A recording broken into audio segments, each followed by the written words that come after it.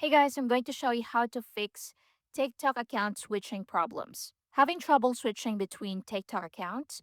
If TikTok won't let you change your account, keeps logging you out, or gets stuck while switching profiles, there are several fixes you can try. So, method one is to first close and reopen TikTok. So, close TikTok completely from your recent app screen, then wait for a few seconds, then reopen the app. Then tap your profile and try switching accounts.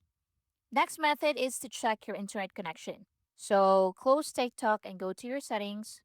From settings, go to Wi Fi, then connect to a stable Wi Fi network or mobile data. You can then open a website or another app to test your connection.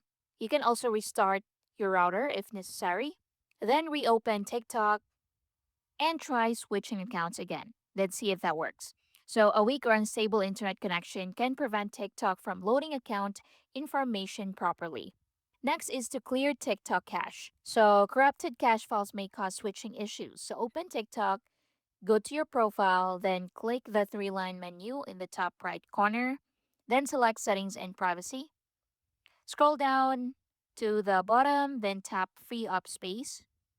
Tap Clear next to Cache, confirm the action, then restart the app and try again.